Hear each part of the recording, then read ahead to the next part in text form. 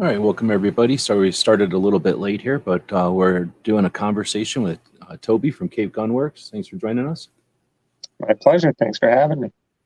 And you were actually chatting on the Rapid Fire Radio show maybe a couple 3 weeks ago on a Wednesday, I think, about how you guys from Cape Gunworks are out at the gun show in your neck of the woods, and I said something in the chat like, "Hey, let's do a chat about gun shows." I know you're an advocate of them, big fan of them.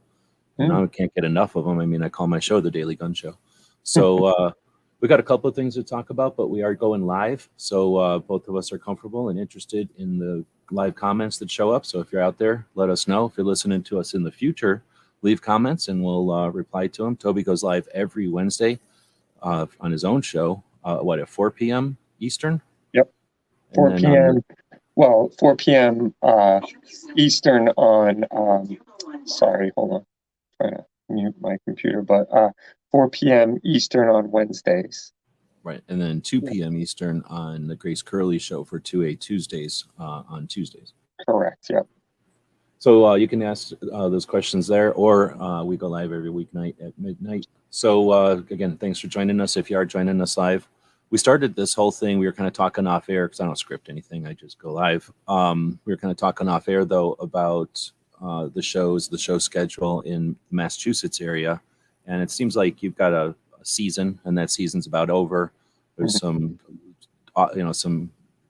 adjacent shows, an antique show coming up. But as far as what was I about to ask? I was supposed to have the gun shows that happen there. What size are they? How did they do? How were they this year? They are I'll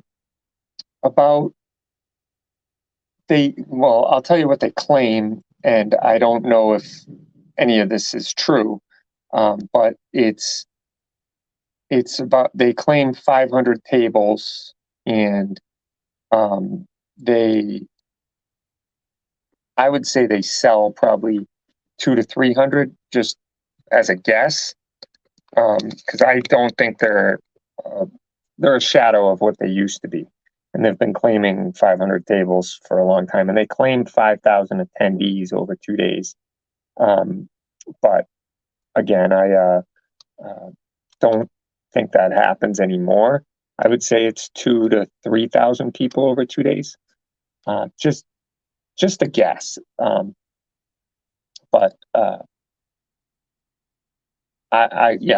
it depends which one. So just some background on this. I used to go to gun shows like 30 years ago when I was first a gun owner. And I would say this was probably the apex of gun shows in our area, like early to mid 90s. They seemed to be more frequent, and they were really well attended. There was a lot of sorry, my little phone holder's falling down. But they seem to be very well attended and promoted and supported by the gun industry, whether it's the vendor or the person going and attending. And I used to go to them all the time, but then I stopped. And then we did one gun show like right after we opened the store almost 9 years ago. I'd say it was about 8 years ago. And that one was not very successful on our end. It was a smaller show at one of the local gun clubs, and it wasn't even worth, packing the vehicle for that show. However, fast forward, now that we have a big enough staff where I can keep the shop open and attend a gun show, be open in both places, it seemed to make more sense. And so I said, okay, now, this can work. And so we really didn't know what to expect. So I think we did 4, maybe 5 shows this year. And it was like, we decided on a Wednesday to go to the Friday show and was hoping there was still tables available. So we scrambled and got it all, paid for a few tables and just brought a bunch of stuff, put them on the table. And one thing I found more interesting than anything was people were actually coming up to the table like, hey, I know your voice. I hear it on the radio. Thanks for doing what you're doing. This is great. And then shaking hands and walking off. They could have cared less what I had on the table for sale, but they were happy that they heard someone on the radio on a consistent basis talking 2A stuff. So that got me thinking, like, okay, there's something to be said for, the media side of things that we're doing and being a part of the gun show and supporting it. And then I started to have vendors coming up to me, other gun dealers and whatnot, thanking me for coming. And I'm like, oh, this is interesting. I thought they'd be kind of upset I was coming. If a big store retailer moves into your area, they're usually all the other shops are really upset. That wasn't the case in the gun shows. I think they recognized that they're kind of dying on the vine and it's time to breathe new life into them. So when they saw me come in, they were like, great, new life, so they were really happy. They didn't look at it as like a threat to their business, which I found wonderfully refreshing for someone in the gun industry, because I've always believed that competition is really good for our industry. And so, whereas some of the older gun stores around in the area hate it. They celebrate when a gun store goes out of business. And I'm like, that isn't good. I don't want to see gun shops go out of business, even if they are my competitors. I think that competition breeds success. And also, the more options people have is good for the Second Amendment. So anyway, fast forward to the gun show. It was profitable enough to make it worth us doing, or at least staying in the game and figuring out what will make it so it's really worth staying in the game. But more importantly, supporting a cause where every vendor there, whether they're selling jerky, whether they're selling coffee, whether they're selling t-shirts, whether they're selling iron ear protection or bayonets or old militaria, there's Second Amendment supporters. And conversely, all the people that are attending are Second Amendment supporters, or else they wouldn't be attending. Now, I did find somebody at one of the shows that saw the Barrett M107 on the table and came over and said, I own guns. This should never be sold. And I was like, really? Yep. No one should be able to buy this. No one should have this. Same with AR-15s. If it's a double barrel shotgun, fine, but that's it. No one should have assault weapons. No one should have this type of 50 caliber rifle. What do you need that for? And I was shocked. Now, it wasn't an attendee. It was someone working the hall. So take it with a grain of salt, but it wasn't someone who paid $15 to get in the door so that they could read me the riot act. But anyway, it got me thinking that in the gun industry, gun shows are about the lowest energy event I've ever attended in the modern era. Not the shows 20, 30 years ago, but now. Compared to other things that are happening in the gun industry. Right. And I would say, when you go to NRA or you go to SHOT Show or you go to, one of these other big events, these are high energy, people are putting miles on, walking around, getting pictures, meeting people, talking.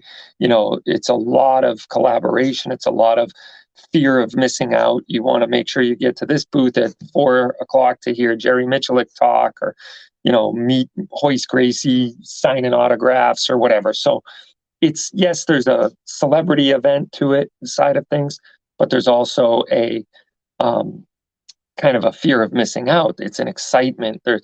And so that was kind of the biggest disappointment to the modern gun shows that we attended and were vendors at, it was just, the lowest amount of energy of people keeping their hands in their pockets and hands behind their back. They don't want to pick something up and get sucked in or whatever. They're afraid they might end up buying something.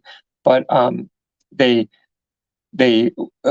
buddy of mine, who used to be my Beretta rep, coined a phrase that I think is hilarious. And he said all the gun shows that he's been a part of, he called this the people that attend whistling gophers, and they walk up to the table, they look at something on the table and go, "What does that go for?" You know, and then they move on. You know, so I thought that was hysterical because that is kind of the way it is.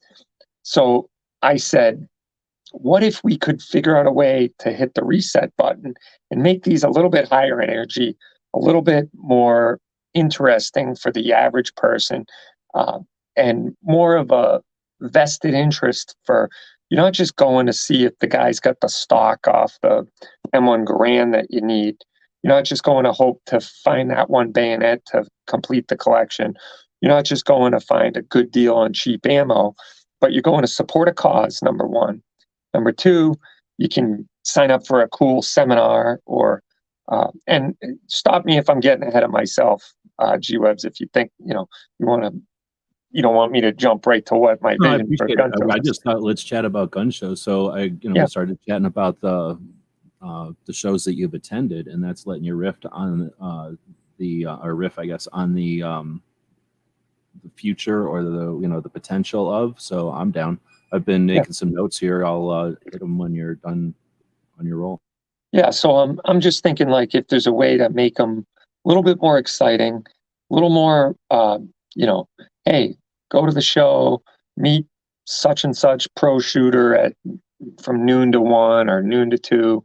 Go over here, sign up for this guy's law seminar, hear about the legal use of force, hear about, sign up for the Springfield Collector Club guys talk um, on the, M1 Garand nuances of, this barrel date and this rack number and this brand and stamp and, everything else. That's cool too. You can have something for everybody and just sign it up for like seminars and, take a class about, personal protection in the home, personal protection outside the home, collecting, take a class on history of guns, stuff like that. I think it would be pretty cool.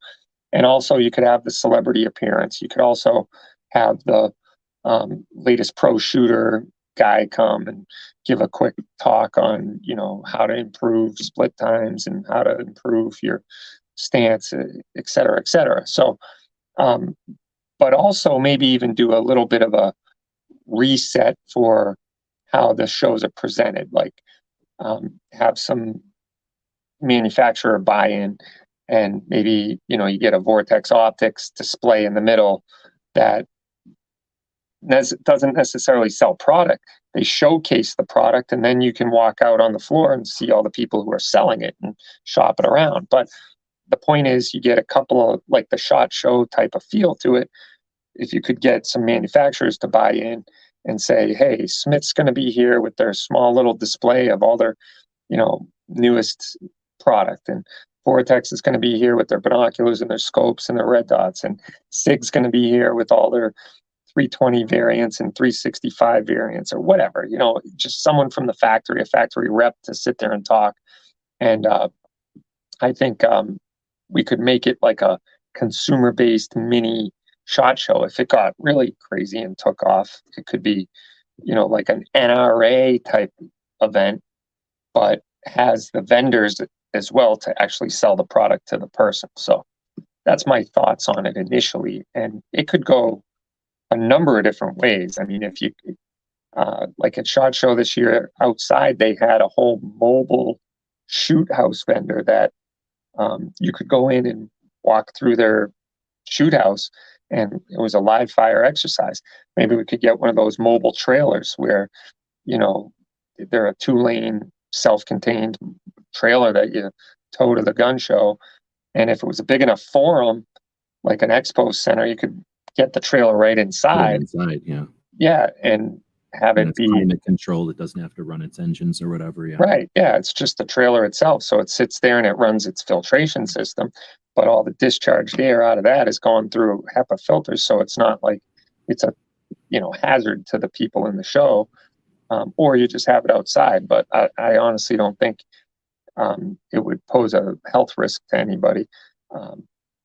You could even have it at the open door and just have the side with the filters exhaust blowing out the open doors and seal around it with some temporary foam or something like that. But anyway, just spitballing, and I'm wondering what it would take for people to kind of get back to supporting them. Because I had someone come in my shop and I told them we did the gun show, and they said, "Oh, that was something I used to do every month or every couple of months. I've been to all those gun shows, and what are they up to now? Because I used to pay $2 to get in." And I said, "They're $15." And they said, "What? $15? I would never pay $15 to go to a gun show." And I said, "Well, wait a minute. Why are you going to the gun show?" "Well, to get the cheap ammo, or to get the whatever, the good deal on the gun." And I said, "Well, think about it. $15, and you're supporting vendors that are pro Second Amendment. You're supporting uh, an arena or an avenue that's pro Second Amendment. Like, I haven't even started looking at if I was to try to host a gun show, where it would happen. But I'm thinking like the halls that are willing to suffer through the pushback from the town or the council of the town they're in should be supported with our money, And so for that reason, I think it's worth supporting. But I think it could also be brought to the 21st century and not stuck in the dark ages of gun shows. And I don't know what it's like in the rest of the country. I'm just going by what I know it's like up here.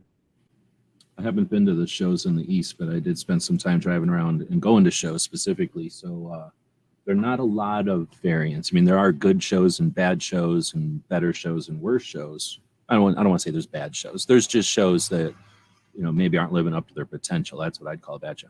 But there's smaller shows and there's bigger shows. But all shows offer something, and but they are very consistent. There's very little variation, I should say. There's difference. There's always going to be extreme examples on either side, but there's not a lot of variation.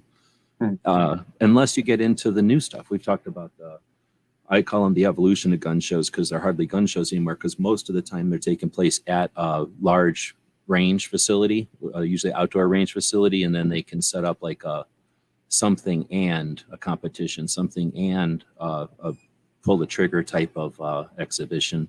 Like a lot of some of them, I shouldn't say a lot, some of them started from just large gun shops that had their factory day where they bring in the different reps and stuff. And like you said, maybe they bring in a mobile shoot type of situation. And then the next step from that is let's go to the range and do it. And then you bring a bunch of factory reps, and then if you're at the range and you've got a bay, you might as well set it up, be safe, and pull some triggers. And then that takes it into a whole nother level. Yeah. But we've got all kinds of places we can go. We got about an hour. So I got a poll out there. We're going to dig into I'm just going to go to some of the stuff that I didn't want to interrupt you as you were kind of riffing there. But we do have a poll out there. As you were going, you had a great, I think you were kind of adjacent to this point. Is there a place for the Second Amendment at gun shows, like specifically 2A stuff at gun shows? So that's the poll. Take part of that, or you just click on it on YouTube here. And digging in, I'm going to go backwards. So when you talked about the range, having the drive, or kind of in back of the truck type of range, like a drive-up range type of thing. Archery ranges, so you could have that where people all kinds of learn things. I'm losing you. I hope it's not on my end. That's my bad internet. I'll just for a second. It's better than.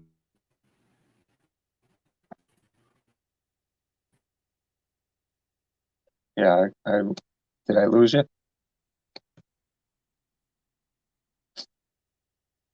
Shoot.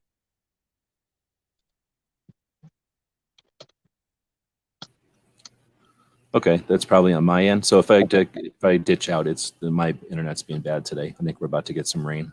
Oh, okay. But I think I was just trying to say there's like inflatable ranges for BB guns. There's archery ranges. There's so many virtual ranges that you could have really an interesting like interactive thing, no matter if you're at a range or not, really. Mm-hmm. Yeah, and you could even set up the simulators. That'd be a cool place to test those out. Yeah, that kind of thing. Exactly. Yeah. Now, that when you were talking about the SHOT Show and the booths from SHOT Show, a lot of those, I guess I should be clicking these before I unstar them, but a lot of those booths, I've been to factory tours, I've been to places to check out something, and then I look over into the corner of the factory and there's their SHOT Show booth in boxes or leaning up against a wall, and they're paying $10,000+ for their booth, and half the time it's just sitting there. So if there are opportunities for them to set up and to use that, get more mileage out of it and whatnot, that could be, there's more to it than just dragging your booth there. You got to have the, other stuff too. But yeah, I could see where that could fit into people's schedules though. Yeah, I think, getting vendors on board, like not vendors, but manufacturers on board, I think will be a tough ask. We'd have to really make it worth their while as far as the amount of people that attend. But I saw it happen in boat shows. Like they started out where you'd walk through this big expo center with boats on trailers, and it was kind of very pedestrian. I saw it this way in the building industry that I'm a part of. I'd go to trade shows, and you'd see every year like a little bit better displays, a little bit better interactive booths. You'd see a little bit better. People would get feedback. They'd see what worked. Right? Yeah. When something broke, they'd fix it better. Yeah, and the most, I would say, the most visited booths were the ones that had some sort of interactive display, like the nail gun booth where you could actually shoot the nail gun into blocks of wood or something, or test it out. That type of thing were by far the busiest and most attended booth in the place. So. And then you do it where you have two nail guns and you race, and whoever wins gets a nail gun patch or something. Yeah, and you'd have the two screw gun companies, race to see who could put the big, 10-inch screw in first. You know what I mean? And or like how many nails can this thing drive? You come over here and pull the trigger on it until it wears out. You can have all kinds of interactive stuff. Right. So if every other industry is elevating their game as far as these consumer shows, and I tell you, the ones that I've attended, the gun shows I've attended, haven't elevated their game at all. It looks like they're caught in time. It's a show caught in time.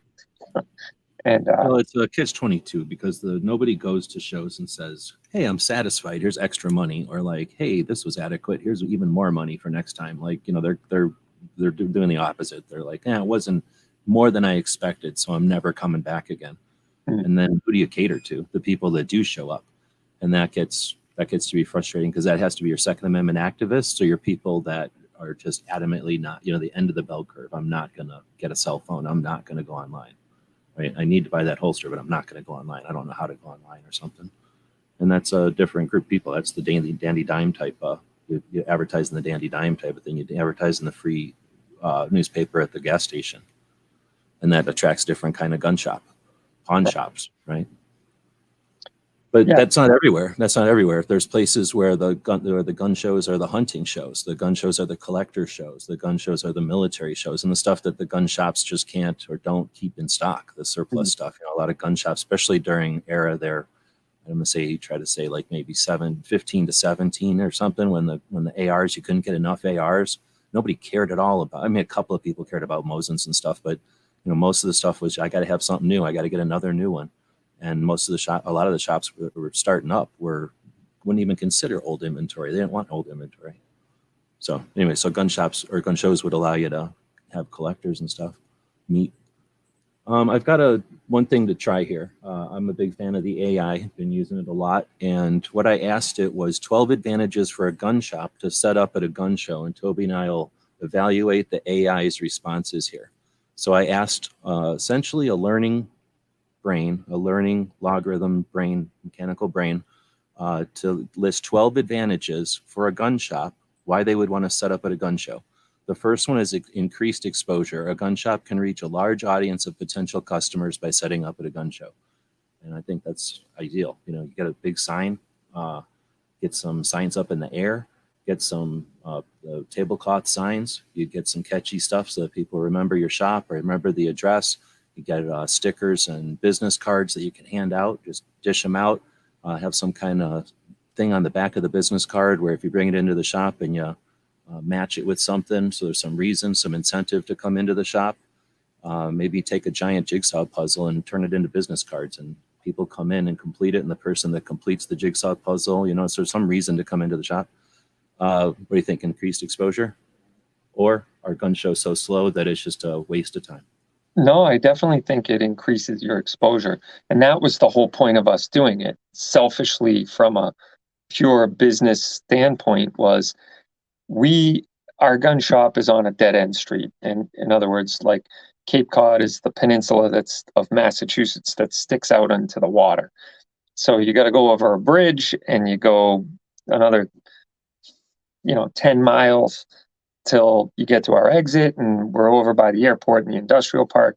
But the point is, no one, I shouldn't say no one, we have become a little bit of a destination because of the marketing that we've done in the past few years. However, there's still people in the state that are like, I'm not driving 2 hours to go to Cape GunWorks. I got a licensed gun shop up the road. I got Bass Pro. I got Cabela's 15 minutes down the road. I'm not driving to Cape GunWorks. As cool as a shop as that sounds, I'm not driving there. So we decided, let's go to them. So we drove 2 hours to the gun shop, the show, and set up. And a lot of people came by and be like, yeah, I haven't made it down to your shop yet. I'd really like to someday.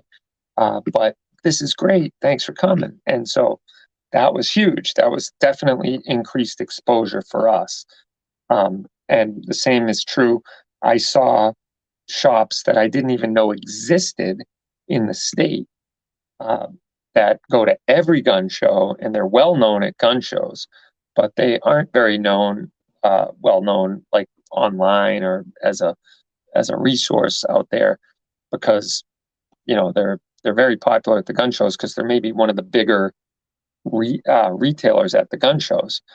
They shut down their local gun shop and bring everything, all their inventory there. It's a big event to them. They have, 10 staff that show up, and they have it down to a science where they can cart all their stuff in. They have special tables and pop-up displays, and they are doing a very good job of it.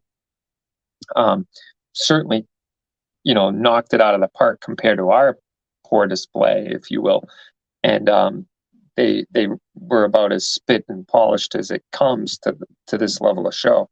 So it also created this new connections for us as dealers. So it's even more increased exposure for us as dealers, and we were able to say, hey.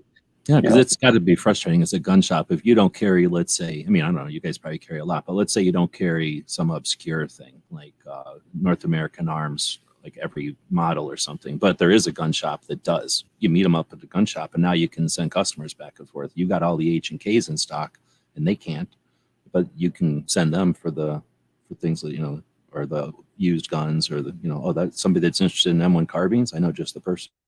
Right. It's funny you chose to do the AI question to this, because Brendan and I did that as well. A couple weeks ago, but we asked the question a little differently. We said, "Oh, really?" We said, "What's the best way to promote a gun show or get involved in gun shows?" And what was interesting was the responses were all like, make sure you have armed security, make sure you do background checks, make sure you, it gave us a whole list of answers, but it was not necessarily, any insightful. It wasn't really relevant to the question. It was a paranoid analytical. It's definitely anti-gun, but it's a learning brain. I'm debating whether it's worth putting time into training this learning brain, because they're about to come out with new ones, but it's very anti-gun right now. Yeah. Well, not very. It tends anti-gun. I don't want to say it's very. You can tell it to not be, but if you just let it be, it'll be anti-gun. Super frustrating. But yeah. So, okay, so next one, access to a targeted market. A gun show attracts attendees who are interested in firearms and related equipment, making it an ideal venue for a gun shop to showcase their products. I mean, a gun shop obviously is the same way. Most people are walking into a gun shop because they know what's up. But yeah, if, as far as, again, reaching people who might not know about your shop, they're shoppers, right? You're not just reaching people like a billboard on the highway. That's reaching people could care less about guns, people that hate guns, people that quit caring about guns last week. You're reaching people that went to the gun show. Right. Yeah, you're fishing from a stocked pond. Yeah, that's a good way to say it. So I think that one's a given. Ability to demonstrate products. At a gun show, a gun shop can showcase their products to potential customers, allowing them to handle and test the firearms before making a purchase. That's interesting. I don't know. What do you think? Is that worth calling an actual advantage of being at the gun show? You can do that at the shop, right? Not for me, because we have more product at the shop. So inevitably what happens at the gun show is the gun I choose not to bring to the gun show This is the model one that they want to see. You know, I leave the FN 57s at home and they're all like, "You got any FN 57s?" It's like, yep, in Hyannis at my shop. But you know, or if I bring the FDE 57, they wanted the black one. And then the very next show, I brought the black, and they wanted the FDE. So you can't win. That's just human nature, I think. But I think we have a greater advantage to showcasing product at our range, especially with the try before you buy. Yeah. Yeah. So I don't know about that one. It is just a learning thing, and it's just throwing letters in front of each other. So I think on that one, it didn't fail, but it didn't do great. The next one is opportunity to network. Gun shows provide an opportunity for gun shop owners to connect with other dealers and industry professionals. I mean, you literally said that earlier. So yeah, I think that's for sure. And we can talk about real quick, you mentioned something about this too, but the Wanamaker show, the real big guns, the largest gun show in the world, technically, probably, but at least the United States for sure, happens in Wanamaker twice a year. It's about to happen here in a couple of weeks. Or is it next weekend already? No, it's 2 weeks, I think. But it opens it's only 2 days. It's the largest gun show in the country. So something like 4,000, 40,000 tables. It's huge. And most of the stuff, a lot of the stuff that happens as the dealers are setting up, like on Thursday and Friday. And then the show happens, and probably 40% of the stuff that happens is the show, and 60% of the stuff that happens is before the show. I didn't know. I actually knew that before I even been to the show, because I started going to help dealers set up and knew all that. And then later I kind of figured like, oh, everybody doesn't realize this. Like it's people think it's here for the show, but really it's almost to facilitate all those dealers getting together. Access to bulk buying. Gun shows offer discounts on bulk purchases, allowing gun shops to stock up on inventory at reduced costs. I guess that's interesting. I guess that's true. You know, Mike Deddy, one of the things he would do is hook up dealers, because he was an FFL who was buying in mass by the help of our federal government. You might want to read his book, watch Toby's interview. But Mike was part of Operation Wide Receiver, which turned into, actually Mike started Operation Wide Receiver by letting the Tucson ATF department know that some kid was trying to buy a suspicious amount of just, was he buying lowers, I think? And at a time when that was tough to do, because they were expensive. And that turned into Fast and Furious. Everybody knows about the gun trafficking to the cartels. So, but Mike he had access to lots of guns. He would buy them in bulk. Obviously, he was buying them for himself and for the people who bought them at the gun show, but then also for the U.S. government to do this whole gun running scam. So gun shops could buy them from him, when he was able, and, they were working together or whatever. So I'm sure that happens with other places. Somebody's got to deal with Bushmaster, somebody's got to deal with Colt or something, and they show up with 24, and then 12 of them go to shops or something. Mm-hmm. They'll probably be wholesale price to wholesale price, right? Returning favors to each other or something, more than likely. Yeah, I mean, that was another dynamic that happened at the last show we were at, maybe the second to last show. We were there, and another dealer came to my table before we opened and said, hey, you have any room on this to move for another dealer? And And I looked at the gun he was talking about, and I said, actually, it's a consignment, so I really don't. And he goes, okay, I'll still buy it, full price, full rack rate. And he counted out $100 bills and bought the gun from me. And he goes, don't worry, I won't put it on my table at this show, but I'll sell it at my shop or whatever.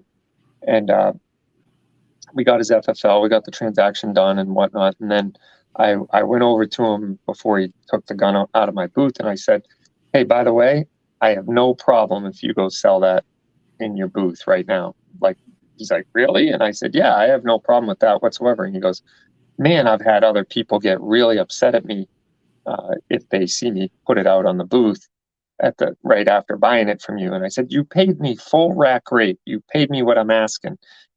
If you mark it up and sell it, I have no issue with that. How can I be upset with that? You learn from that. You just know that, you know, he took the gamble, but you learned from it as well, that the gun's worth that next time. Yeah. Well, honestly, I don't know that I would have done anything different. I think that gun survived the show on his table. But he might know something about the tendencies of the audiences there, and that's the kind of thing where he's taking the risk, right? Or maybe he's and he might have a maybe customer back home at his shop that he knows is going to buy it, no problem. And but either way, whether if I screwed up and mispriced the gun, or if he just could get more for it than I could, in either case, I'm not upset that he is buying it and selling it. Like, that's the business. Like, why would I be upset? And I don't care how much he makes on it. He's entitled to do that. And if he can do it better than I can, man, good job, bud. My hat's off to you. But the point is, I don't begrudge other dealers making money, even off me. And, you know, that's my willingness to help other dealers. I've wholesaled guns before to other dealers, you know, many times when they've called me and asked me, hey, do you have this? Yep, I do. And I send it to them, and, you know, I might make $100 or $50 or something along the way. But at the very least, I'm helping them satisfy a sale to a client that's looking for this gun in their area. And I'm happy to do that. You know, it's not something I do as a primary business, but if along the way I can help out other dealers or ultimately help the end user, the customer, wherever they might be located, I'm all for it. You know, I think networking is good to a certain extent, you know. The next one is reduced overhead costs. Gun shops can save on overhead costs by setting up at a gun show instead of maintaining a physical storefront. So this is sort of I guess, from the aspect of the either or, like setting up a physical location or. So it's kind of the other way. Now it's even more cost because, as you kind of mentioned, you've got the cost of a shop, period. You're going to pay for rent and air conditioning, security and everything, no matter what. Either the shop's open or not, and then you got employees. So you've got overhead when you've got your brick and mortar, but is it worth having the additional overhead of the gun show? And I think that's one of the reasons we see a decline in shows, is that's been tougher for existing shops to have. But I don't know. I haven't really seen anything or ever done the research on the number of home FFLs. Do you happen to know off the top of your head, have you seen this number? How many FFLs, brick and mortar versus home? I happen to know that number off the in top our area or total? In the country. I don't know. I would say the vast majority of FFLs are home based. Yeah, it's 50-50. I was 50-50? surprised. Something like 50-50, yeah. Wow. Last time I did the research, if I'm remembering it right. So yeah, it was, but I would have thought it was mostly gun shops for some reason. And then once I figured it out, it was, there's a heck of a lot of home FFLs out there. And a home FFL is essentially, could be a gun show type of thing too. Right. I think we should have said this right at the beginning. So I'll do an intro. If you're down for doing this as a series, we'll do this every once in a while. Talk about gun shows. You don't have to show up for everyone, but I'll definitely I think I'm probably going to start doing a series on gun shows because there's a lot to talk about with them. But in the intro, I think I'll describe what a gun show is. The primary thing. Well, actually, here I actually have a thing here that I think. I thought I did a thing here. Am I disconnected again? I probably should have started the thing with this. A gun show is a public event where firearms, ammunition, and related accessories are bought, sold, and traded. These events are typically held in large venues such as a convention center or fairground, but they're often organized by private promoters or gun clubs. At a gun show, attendees can browse booths and tables set up by vendors who are selling the guns, ammunition, magazines, holsters, and other firearms-related stuff. Private individuals may also set up tables and sell their... Oh, am I still here? Yeah, I got you. Okay. Sell their personal collections or trade or do whatever with other enthusiasts. Gun shows often attract a diverse crowd, including hunters, collectors, competitive shooters, individuals who are interested in personal protection, and more. Many gun shows also offer educational seminars, safety courses, and demonstrations. Gun shows are legal in most states in the United States, actually all states, and federal law allows private individuals to sell firearms without conducting, well, that's a lame way of saying it. There are no federal laws prohibiting individuals from selling firearms, period, except in a few states where they require universal background checks. Though some states have, okay, I'm just reworded. I'm not going to say what the robot said there. Like I say, it tends anti-gun.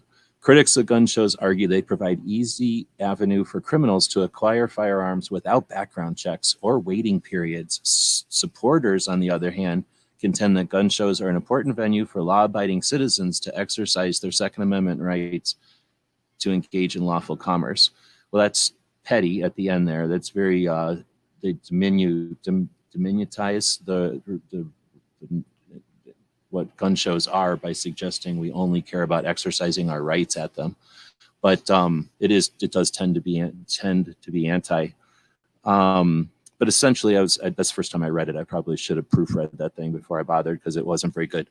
The beginning of it sounded pretty good, and that's what I was hoping it was gonna be a decent description of a gun show. What I was attempting to do, though, is describe that a gun show is essentially a swap meet with the focus on firearms, in that it's very much like a swap meet in the same kind of venues and the same kind of sizes. However, a gun show is unique in that a federal firearms licensee since 1938 is able to do business in their brick and mortar location only, except for at a gun show. And a gun show is a place where it's a market that's temporary, that's does it even say primarily gun related? It just says a market where guns are sold.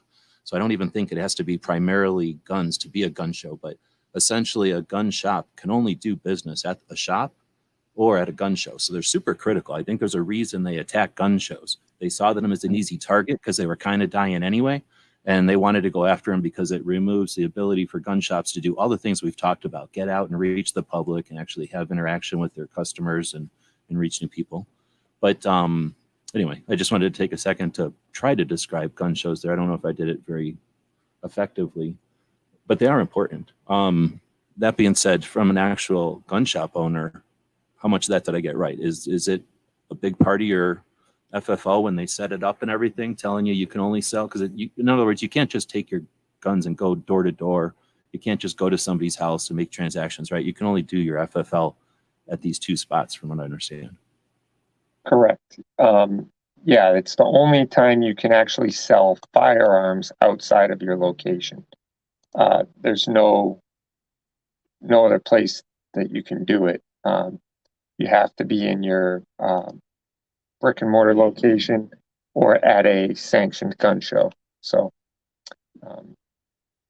yeah, it's one of those things. You gotta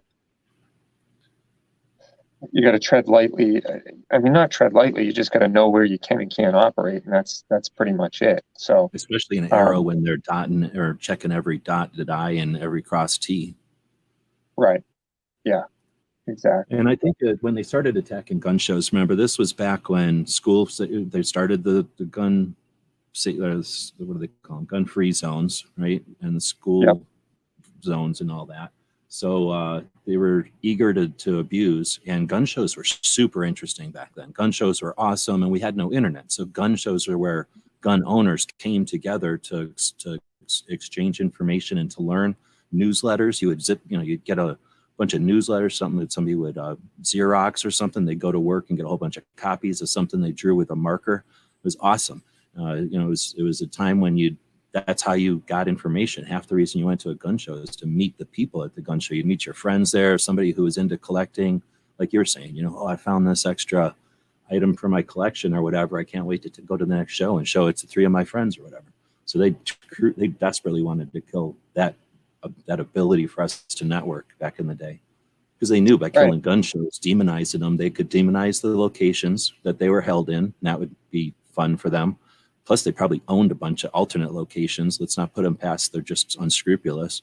But yeah, and then they just disrupt. They keep us complaining instead of learning and growing and getting better all the time. Or at least they attempted to. Right. I'm not, you know, I don't know of anybody that is doing nefarious business at gun shows in any way, shape, or form. You know what I mean? It's really not possible. That to address the part of the description there where it said people are concerned about them.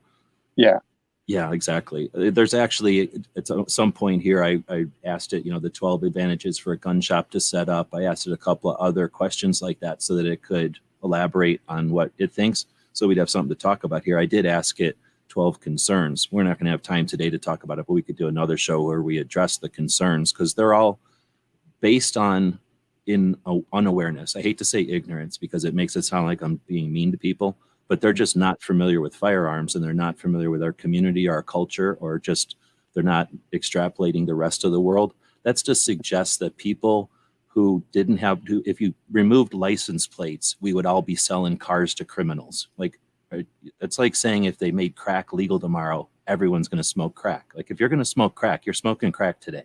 And if they made it legal, you're not going to smoke crack tomorrow because it's legal, unless you partake in everything that's legal just because it's legal. You know what I mean? Like, people have a proclivity to things, and no one has a proclivity to sell someone who's going to hurt them a gun. So people that go to gun shows are just normal people. It's just like somebody goes to a baseball show and buys a baseball bat, and then later on someone else is hurt with a baseball bat. It has nothing to do with that show. But I'm preaching to the choir here. But we could go into those on a different show and actually make a show that's maybe offered to people who might have concerns about gun shows, and maybe for people on our side who are having conversations with those people. Yeah, I'm happy to head into it any way you want. Right on.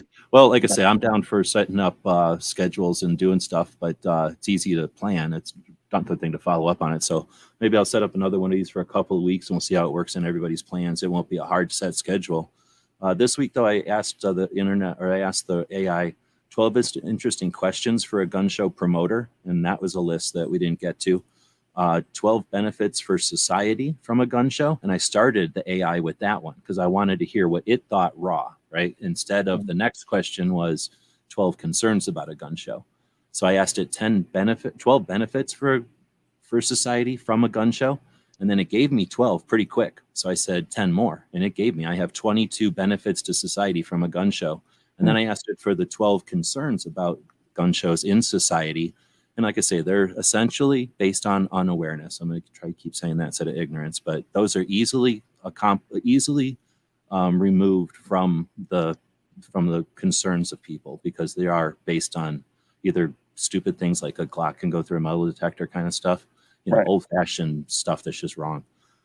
Let's see. I asked it how many gun shows happen each year, and it doesn't know that. So that's something I'm going to continue to research. It's tough to know. It's actually pretty tough. I'm going to try to have some different people on besides Toby.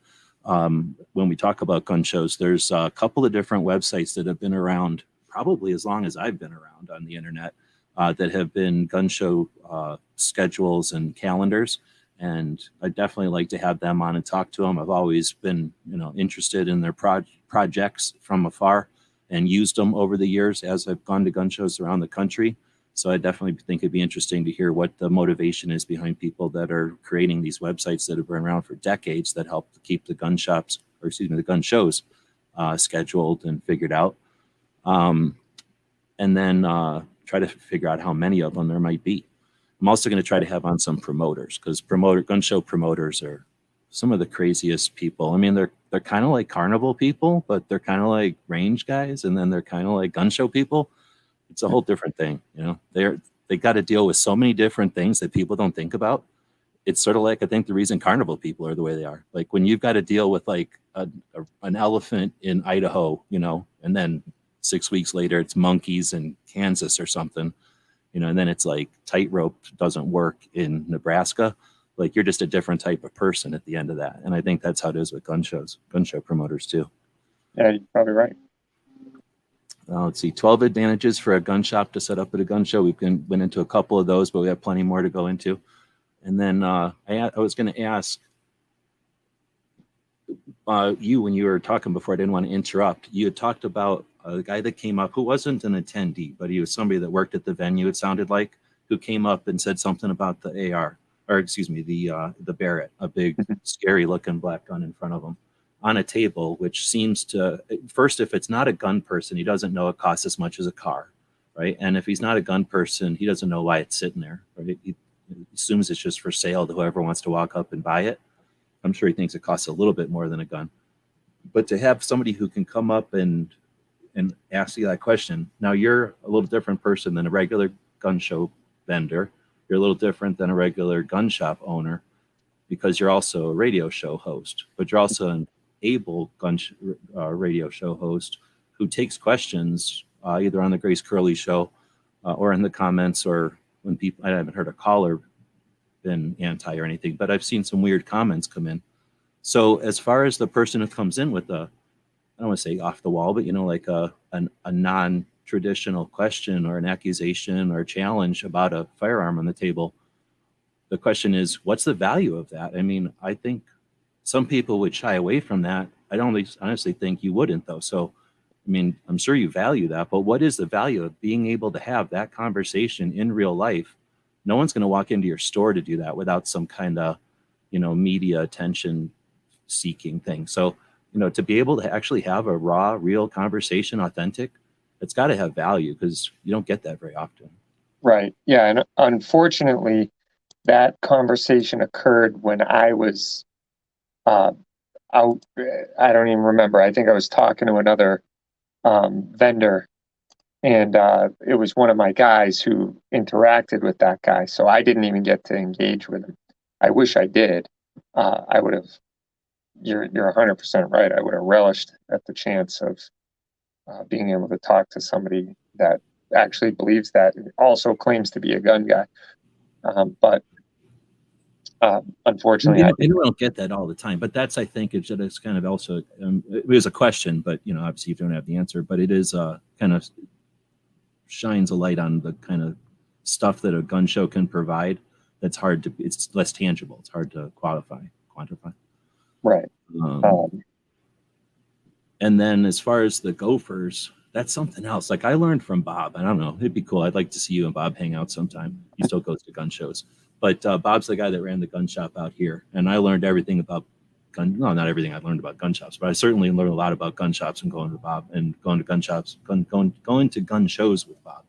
And I think he would say, what about that feedback you get from that gopher guy? Like, hey, what's this going for? Like, you learn so much about the prices. Like, at some point, you hang out behind the table of a gun show long enough, you know not just what to sell stuff for, but what everyone's willing to pay and what people think is a good price, and like what gun you can put out there as a, oh, that's what, oh, wow, I don't want that gun, but that's a great price, so I'll buy this one, not even paying attention to what, you know what I mean? Like, there's some crazy stuff you can learn from people as they are coming by. And again, I don't know if there's anything you want to add to that, but I just thought that was one of the things I always thought was interesting. When you go to a gun show, I've been going to gun shows my whole life, and then sitting behind the table of a gun show, it's like the difference between driving in the race car and watching races.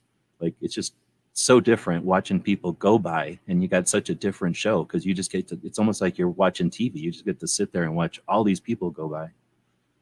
And sometimes they stop and interact with you, but you can learn from them just as they're walking by and pointing or. Yeah, I mean, I honestly don't take offense by that either. And I learned like week one of owning a gun store not to presuppose that you know even a little bit more than anybody else who walks through your I realize and recognize that the people that come to a gun shop, or specifically the gun show that we're talking about, are people that are extremely sophisticated consumers, and a lot of times know more than I could ever hope, or they forgot more than I'll ever know about guns. So, that guy who might go, "Ooh, what does that go for?" He is whistling because he understands what he's looking at. And, maybe he's going to get a good deal on it. Maybe he's going to, uh, you know, uh, he's just happy to see one even present in a place where he's at. So, and maybe it's a collector who found the piece that is completing his collection, and he almost doesn't care what the price is because he's going to buy it no matter what it is, because it's a piece that's that important to him. So I laugh at the whistle and go for comment, but I also know that there's a lot of nuance um, to that same statement. You know what I mean? I don't think it's just the tire kicker guy who's basically saying, "Oh wow, oh, you're asking what?" So yeah. I mean, watching the old guys, and I knew the old guys because again, I'd sit there watching Bob, and the old guys would talk. Look, old guys in cowboy guns.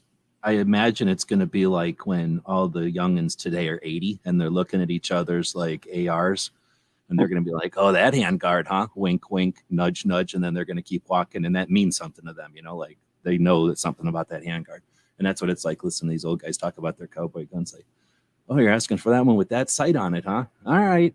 And then Bob would go over and look at the sight and burr, burr, burr. Anyway, so yeah, that was okay. So I'll keep going. There's Emery had posted a link to the Toby's channel, and we'll put. I think I have that down below, but we'll be sure to have it in the comments as you're watching this in the future. Every Wednesday at 4 p.m., the Rapid Fire Radio Show.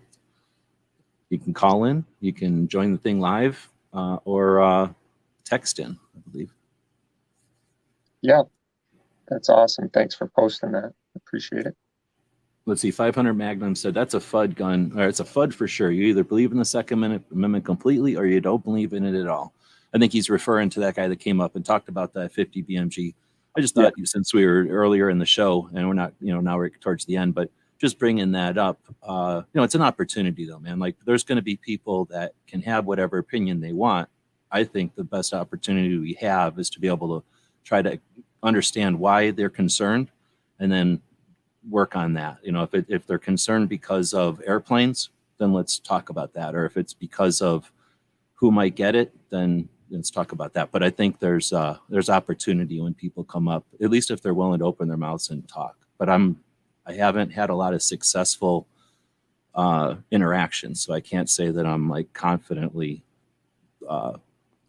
aware that that's a great opportunity. I just feel like it should be a great opportunity. Mm-hmm. Yeah. Agreed. It was Tony Simon, I think, at one of the things that he was speaking at that said something to the effect of going up to 50%, meeting somebody halfway is effectively walking up to your fence and yelling. Like that's effectively staying in your own yard and going up and yelling. If you're meeting someone halfway, you need to understand it from their perspective. It means you need to go over and see it from their angle. You don't have to live there. You don't have to like it there. But if you go over and see it from their shoes, if you go over and see it from their angle, now you see that the shade is getting in their eyes or the thing is moving away their thing. And now you can go back to your place and make a slight adjustment. And that's liberty, right? Individual freedom together is liberty. So when they come over and are willing to have an interaction with you, it sounds like that's an opportunity for you to try to understand what they're seeing and then make an adjustment. It's not that you have to change. You just have to make whatever adjustments necessary so that you can both figure this out. Because the gun itself exists. If a bad guy wanted that gun, they already bought it last week. Did they use it? No. So what's the real deal here? Like, let's worry about what the real deal is. Anyway, let's keep on. But thanks, 500, for the opportunity to give that thing a chat about that. He's talking about spree killing going on in Washington State and how it's timing with their thing. If the bad individual wants to be infamous because the media has taught them through repeated attention every time they do heinous actions, then that person who's trying to be infamous is going to be infamous at a specific time. They're going to do something on cue because the media has told them this is what, like you said yesterday on the interview with David, right? He said the media has instructed people, if you want the biggest splash, here's where you do it. If you want the biggest splash, this is what you use. If you want us to pay the most attention. So if they want to, if they want what the media is paying for, what the media is looking for, they're going to do it. So I don't think that that's necessarily something we have to look to brainiac overseers who can see the future and are running us like puppets. It's just a person who's evil, who's taken the foresight to do it at a time when it makes the most benefit. I think the best we can do is move on and live life and not stop for the actions of the evil. But I'll let Toby riff on that. Yeah.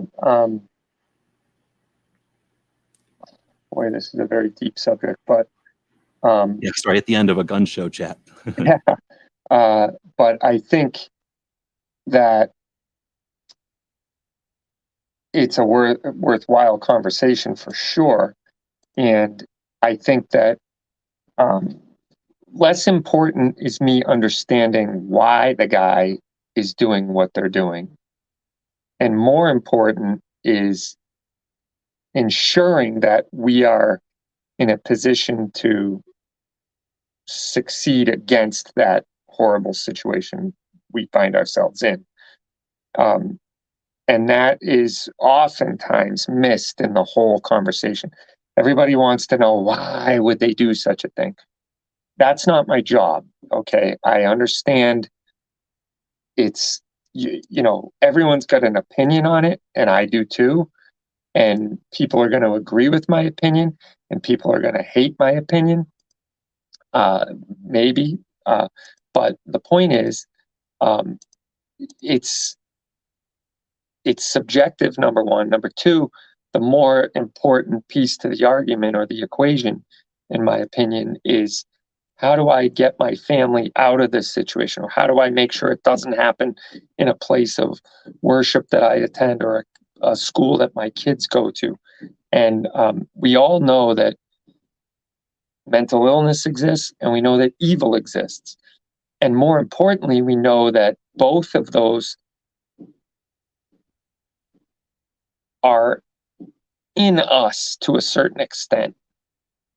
And I'm not saying that we're all going to be a spree killer, or we're all going to end up crazy. All I'm saying is the propensity for evil does lie within every single one of us. If it weren't so, we wouldn't have any virtue to our good. If you couldn't do bad or you couldn't do wrong, then being able to do good all the time isn't virtuous. It's not something that is a decision that you're making. It's not choosing to do the right thing. So it would just mean you're a robot that can't do evil. But the point is that the evil exists inside of us. And people who foster that and give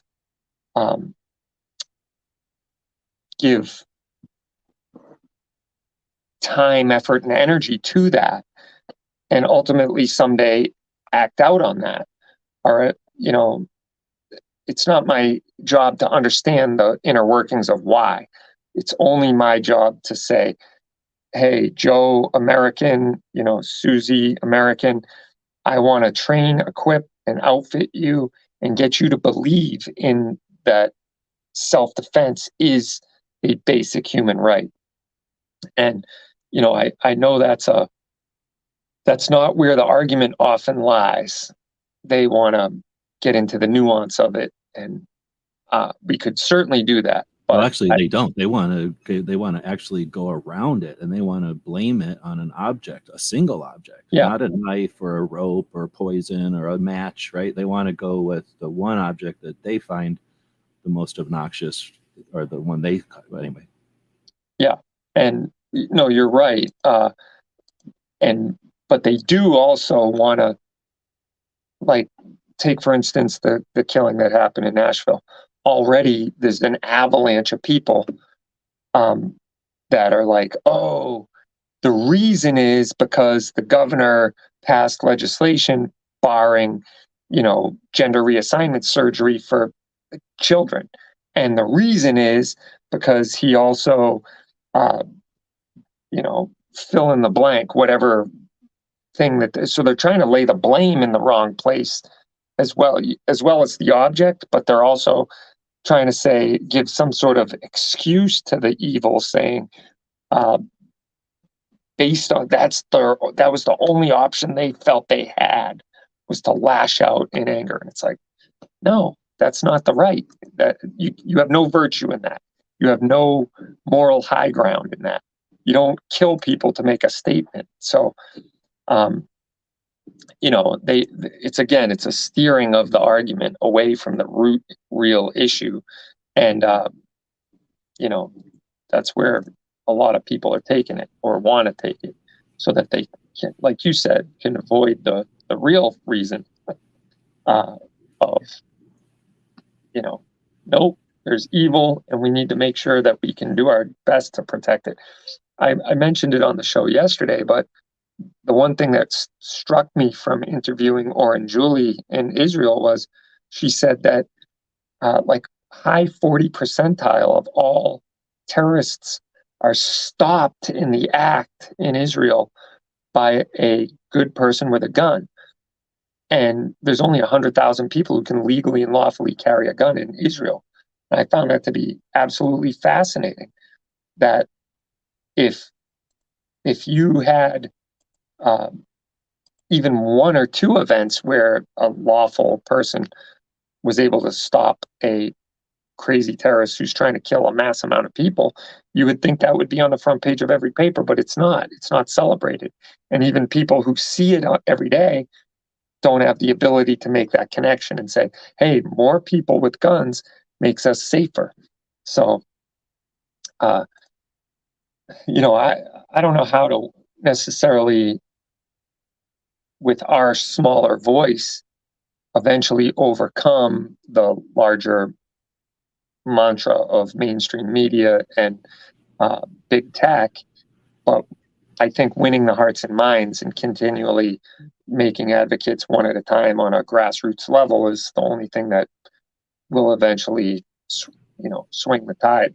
All right. Well, we went a couple of places there, but the Overton window is what has moved it to make guns seem less common than they are, and the intentional removal of gun awareness type of training, like when we were kids, when we'd get the officer, whoever, come in and show you, this is what a gun is, leave it alone. Essentially, this is what a gun is, don't touch it. This is what a gun is, it's dangerous. Same as we get for a stove or a lawnmower or gasoline. Don't go around this, it's dangerous. See how it looks red or whatever, leave it alone.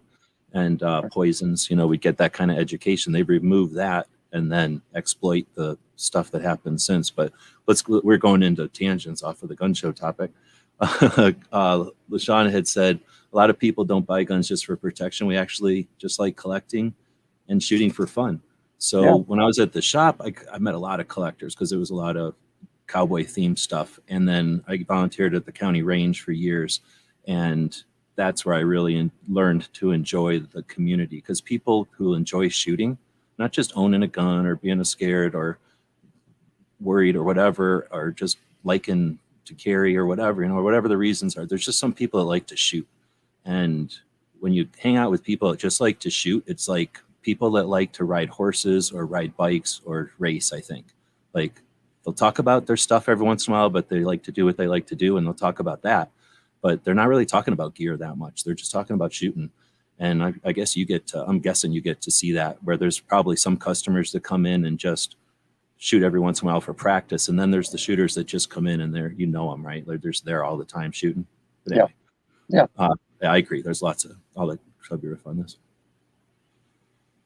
And, I've often said there's no wrong reason for wanting to own a gun except to do harm to other people. Rob a bank or, whatever. But, I don't care if you want to own a gun for collecting. I don't care if you want to own a gun for, the historicity of it. I don't care if it's a family heirloom that got passed down to you. I don't care if it's for, self-defense or whatever.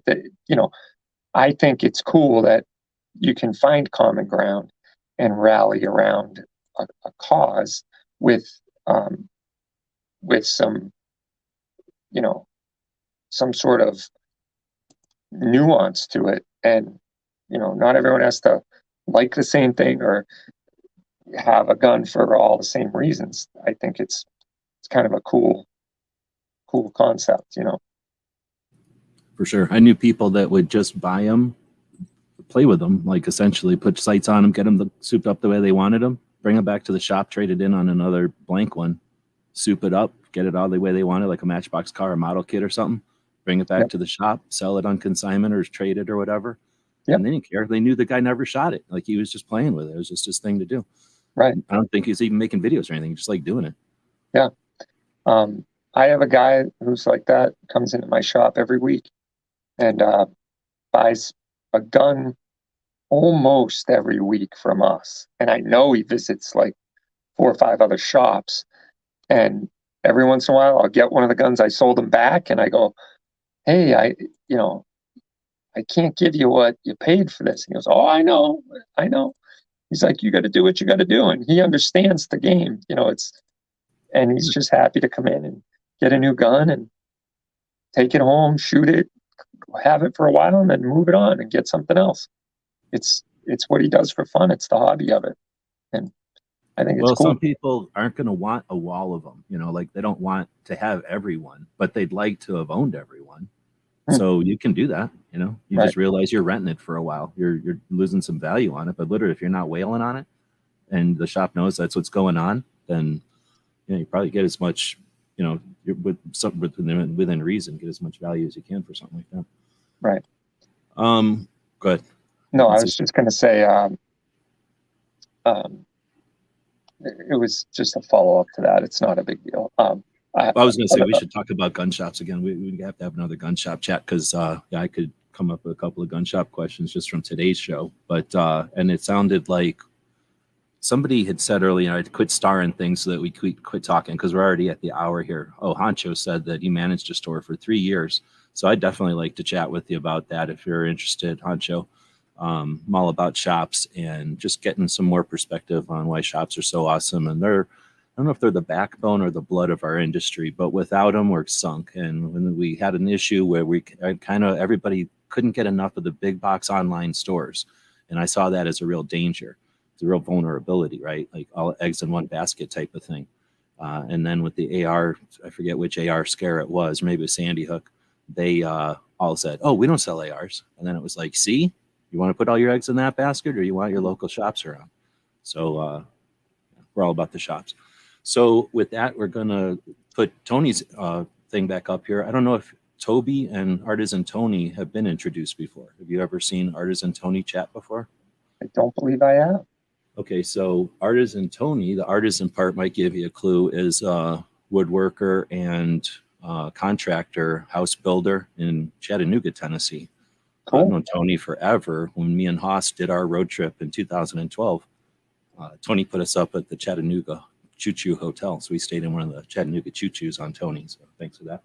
But yeah, Toby, if Tony doesn't know, I don't know, how much would you say of your life is woodworking? 50%, 40%, 60%? Not anymore. It's okay. 10%. Okay. But at one point, my business is 20 years old, but before I was in business, I mean, I've been working in this industry since I was, I went to technical high school. So really since I was 13, 14 years old, I knew at 5 years old, I was going to be a construction worker. I knew I was going to be a carpenter. And that was just, in the works for me, in the cards. It was a way of life. It was a passion of mine, and it was something I enjoyed doing. So I couldn't get into the trades quick enough. And I still love that. I mean, it's still a passion of mine, but I don't have the day-to-day hands on the wheel that I used to, even just a few years ago, because the behemoth that the gun shop has become, and I've left my woodworking shop in some capable hands. And we're actually doing the largest woodworking job in the history of my company right now, which is pretty cool. So Yeah, very cool. yeah, and without me involved, which is refreshing in a lot of ways, but also a little sad and disappointing in other ways. So if that makes sense. Well, I'd be interesting. I don't know. There's only so much time in a week or in a day or whatever, but I've always liked doing tool chats as much as I like guns and stuff. I grew up with a kid of contractors also, so I knew what 3/8 was before I knew what most sports things were. You know, I knew how to grab whatever kind of screw or whatever before I knew what any of the sports balls were. So yeah, that might be an interesting chat at one point in the future. So that's funny anyway, you say that, because I used to be like, they used to nickname me on the job sites like Tim Allen, because tool time. And one guy was like, I would never buy a new tool without first talking to you. Like, you know, because I was such a geek when it came to new I tools. never really got into them. I could, you know, I used them and I would take advice from people who were paying attention. But yeah, I know what you mean. Yeah. Well, it's a whole nother thing to geek out on, really. And there's a lot of differences. You know, there's the well, at the time at least, it's probably a little bit different now, I think. But at the time, there was the real garbage, and then there was the professional stuff that worked. Yeah, no doubt about it. Okay, so without getting into me side topics, thanks again for joining us on a random afternoon here. We've been trying to make this one happen for a bit, and it didn't really need to happen. I mean, gun shows aren't necessary, but I've been saying for a long time now, if we forget them, they will go away, or if we ignore them, they will go away. So it's an opportunity. Gun shows are literally the only place that our FFLs can get out of their brick and mortars, which gets them out. And we talked a little bit. We'll talk in the future. I'll do some other focuses on it, but you know, there's definite advantages for gun shops to get out and meet each other, to get to stand together, especially with the when the ATF gets weird like it is. It's been like this before, and we've done stuff about it. We're not at their mercy, but the FFLs, you know, have a great opportunity at gun shows. But we as gun owners at gun shows, we can meet each other. We get to meet all these people at their when they're on the weekend, when they're hanging out, you know, at the show, at the shops, they're in a different situation and they're doing different stuff. At a show, they're usually hanging out. So you get an opportunity to meet people. Politicians, again, if you meet the politician at something where there's a bunch of people around, you meet them at a gun show, it's a different politician. You're meeting them with their hair down, so to speak. There's opportunities to eat stuff that's fun at gun shows. There's opportunities to do things that are adjacent to the gun shows, you know, or to this, either the shows physically. Sometimes they're at a fairgrounds or something, so there might be a dog show or horse show going on. So a reason to bring the kids out. But they're normalizing guns. I mean, they're such a great thing. We'll talk about these more. But I'll let Toby have the rest of the time here today. We'll be back tonight at midnight. And thanks everybody for watching. I'll let Toby finish it off here. Yeah, thanks. G-Webs, I appreciate you hosting this. It's pretty cool to keep the conversation going. I see all the comments and I appreciate everybody's time. I think it would be cool to, you know, collaborate, if you will, with you guys and what you'd like to see in gun shows. Maybe that's something we could tease out there before the next one we do, and see if it's possible, see if it's feasible, see if it's something that we can make happen. As I call it, the final frontier in gun world that needs to be conquered. And I know that's not true. There's lots of stuff that needs to be conquered in gun world, but internally, it's something we could do. I think that would. And it gives us a place to do it, right? It gives us a place to have a rally every month. It gives us a place for clubs to meet at the same place that the sports clubs are meeting. Okay, I'm interrupting. Absolutely. So look forward to doing it again with you, and appreciate everyone's time. And yeah, until we see each other again. Yep, 2 p.m. Tuesday on the Cape GunWorks YouTube. You're on Rumble. You can watch them on the website itself, rapidfireradio.us, and then again at 4 p.m. on Wednesday. Absolutely. I'm going to throw a commercial up for my store here, but stick around so we'll talk after the thing here. Okay. Oh, and thanks to Foss for my cool new commercial.